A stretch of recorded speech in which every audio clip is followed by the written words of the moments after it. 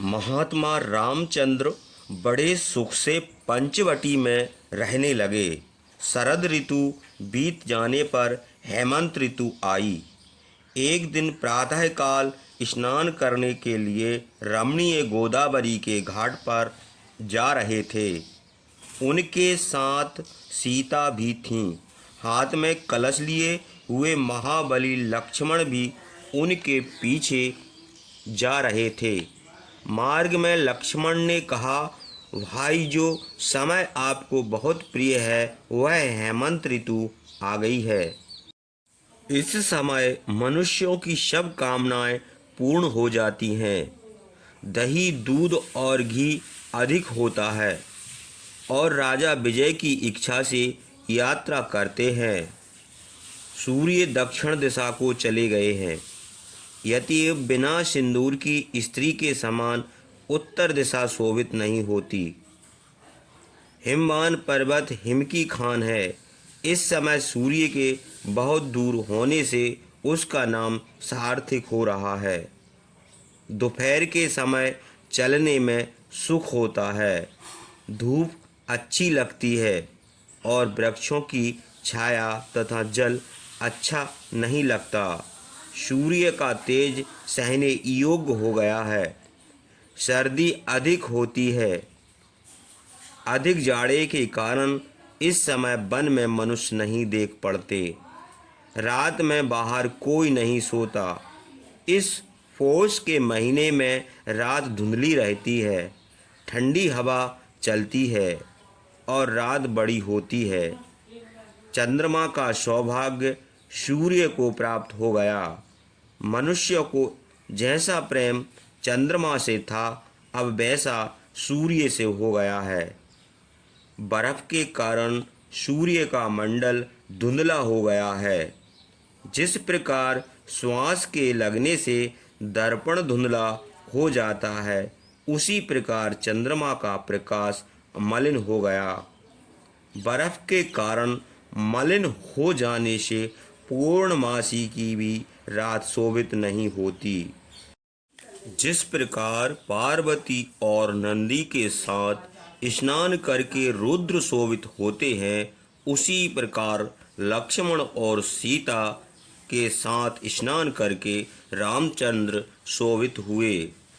लक्ष्मण और सीता के साथ रामचंद्र स्नान करके गोदावरी के तट से अपने आश्रम को लौट आए। आश्रम में संध्योपासना आदि प्रातःकाल की क्रिया करके पर्णशाला को गए और महर्षियों द्वारा सम्मानित होकर सुख से बैठे। सीता के साथ पर्णशाला में बैठे हुए महाबाहु रामचंद्र वैसे ही शोभित हुए जैसे चित्रा नक्षत्र के साथ चंद्रमा की शोभा होती है। पर्णशाला में बैठे हुए रामचंद्र और लक्ष्मण बातें कर रहे थे। उसी समय अपनी इच्छा से वन में घूमती हुई एक राक्षसी वहां आई। वह रावण की बहन थी। उसका नाम शूर्पणखा था। उसने देखा कि रामचंद्र देवतुल्य रूपवान हैं। उनका मुख बहुत सुंदर है। उनकी भुजाएं बहुत लंबी हैं। उनकी विशाल आँखें कमल के समान हैं। वे हाथी के समान बलवान और हाथी के समान चलते हैं। सिर पर जटाएं धारण किए हैं। उनके अंग प्रत्यंग बहुत कोमल हैं। वे बड़े बलवान हैं। उनके शरीर में राजाओं के सब लक्षण हैं। वे नील कमल के समान श्याम हैं और कामदेव के समान सुंदर हैं। इंद्र के समान रूपवान रामचंद्र को देखकर वह राक्षसी काम के बस हो गई। रामचंद्र का मुख सुंदर था और उस राक्षसी का कुरूप। रामचंद्र की कमर पतली थी और राक्षसी का पेट बहुत बड़ा था। रामचंद्र की आंखें बड़ी थीं और राक्षसी की आंखें बहुत छोटी। रामचंद्र के बाल बहुत सुंदर थे और राक्षसी के बाल तांबे के रंग के थे। रामचंद्र का रूप प्रिय था और राक्षसी का रूप बड़ा भयानक। रामचंद्र की वाणी मधुर थी और राक्षसी का बाल कठोर था। रामचंद्र जवान थे और राक्षसी बहुत बूढ़ी। रामचंद्र मधुर भाषी थे और राक्षसी बड़ी कुर्कशा।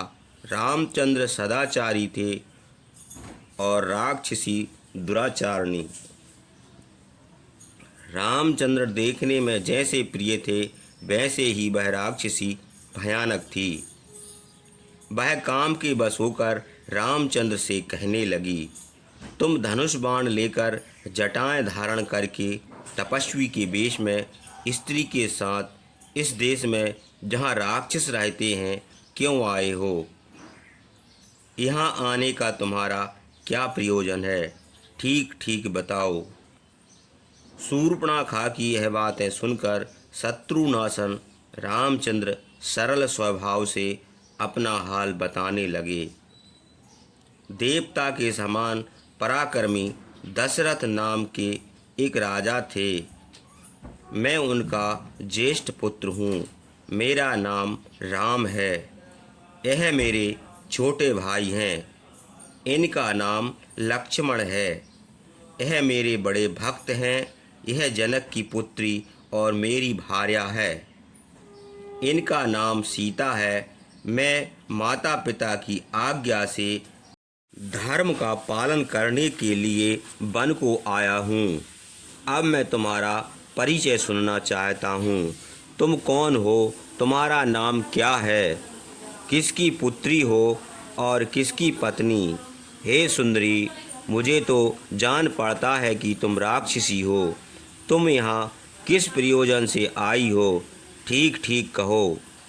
रामचंद्र की यह बात सुनकर काम से पीड़ित वह राक्षसी कहने लगी, हे रामचंद्र, मैं अपना ठीक ठीक परिचय देती हूँ। सुनो, मैं राक्षसी हूँ। जैसा चाहती हूँ वैसा ही रूप धारण कर लेती हूँ। मेरा नाम शूर्पणखा है। मैं सबको भयभीत करती हूँ।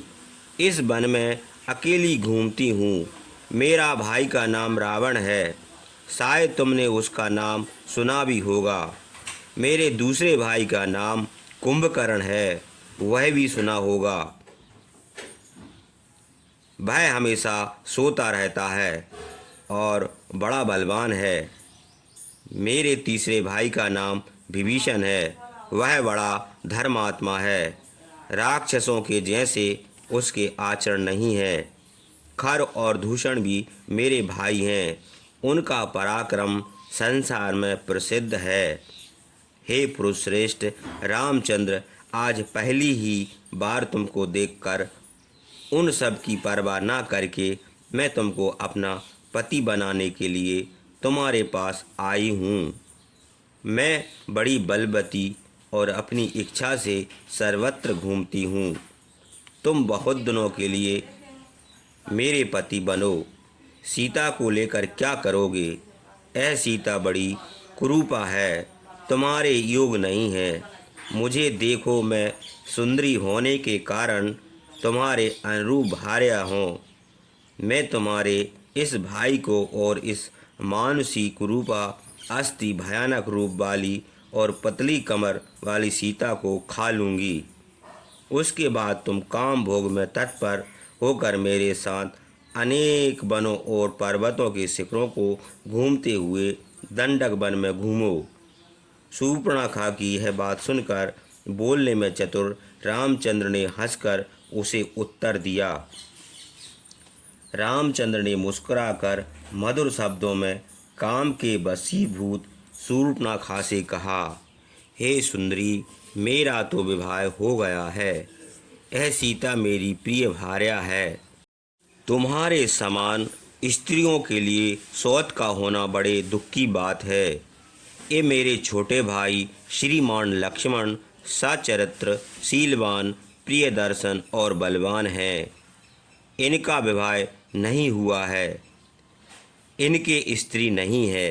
ये अपना विवाह करना चाहते हैं। ये जवान है और रूपवान भी है। यही तुम्हारे सुंदर रूप के योग पति हो सकते हैं।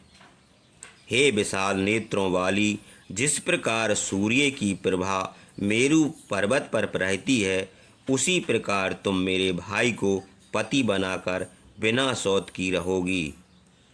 रामचंद्र की यह बात सुनकर काम से मोहित वह राक्षसी लक्ष्मण से बोली, तुम्हारे इस रूप के योग भार्या मैं ही हूँ, क्योंकि मैं भी बहुत सुंदरी हूँ।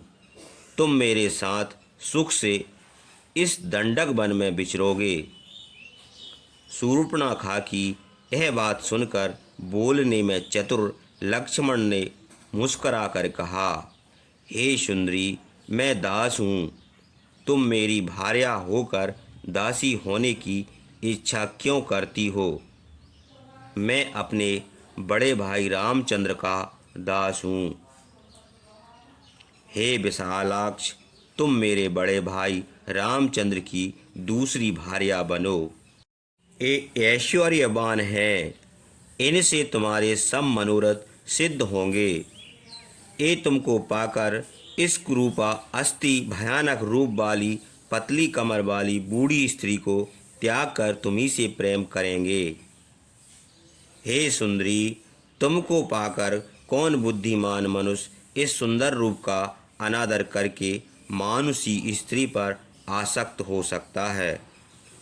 लक्ष्मण की यह बात सुनकर बड़े पेट वाली भयंकरी राक्षसी ने उनके परिहास को न समझकर उनकी बात सत्य मान ली और काम के बस होकर सीता के साथ पर्णशाला में बैठे हुए रामचंद्र के पास जाकर कहने लगी, इस कुरूपा अस्थि भयानक रूप वाली पतली कमर वाली बूढ़ी स्त्री पर आसक्त होकर मेरा सम्मान नहीं करते हो, यतएव तुम्हारे ही सामने इस मानुषी स्त्री को खा लूँगी और बिना शौच के रहकर सुख से तुम्हारे साथ घूमूंगी। यह कहकर चिनगारी के समान चमकती हुई आँखों वाली निशाचरी कुपित होकर मृग शावक नयनी सीता की ओर दौड़ी। जैसे रोहिणी की ओर भारी उल्का दौड़े, उसे सीता की ओर कालपाश के समान दौड़ती हुई देखकर महाबली रामचंद्र ने कुपित होकर उसे पकड़ लिया और लक्ष्मण से कहा, हे लक्ष्मण, दुष्टों और असभ्यों के साथ हंसी न करनी चाहिए। देखो, इस हंसी में सीता का जीवन संदेह में पड़ गया था। हे पुरुष श्रेष्ठ, अब तुम काम से मत वाली बड़े पेट वाली विरूपा अस्थि इस राक्षसी को और भी विरूप कर दो। रामचंद्र के यह बात सुनकर महाबली लक्ष्मण ने क्रोध होकर रामचंद्र के सामने ही तलवार से शूर्पणखा की नाक और कान काट लिया। तब वह भयानक राक्षसी बड़े जोर से चिल्लाकर रोने लगी और जिधर से आई थी उसी ओर वन में भाग गई। उसका शरीर रुधिर से भीग गया। वह रुधिर टपकाती हुई वर्षा काल के बादलों की तरह अनेक प्रकार के शब्दों से चिल्लाने लगी। उसने दोनों हाथों से मुंह ढक लिया। रुधिर गिराती हुई और गरजती हुई घने वन को भाग गई। वह अपने भाई महातेजस्वी जनस्थान में रहने वाले खर के पास जाकर वैसे ही पृथ्वी पर गिर पड़ी जैसे आकाश से बिजली गिरी हो। खर के बहन शूर्पणखा ने भय और मोह से व्याकुल होकर अपने भाई से सीता और लक्ष्मण के साथ रामचंद्र के वन में आने का और उनके द्वारा अपनी नाक कान काटे जाने का हाल बताया।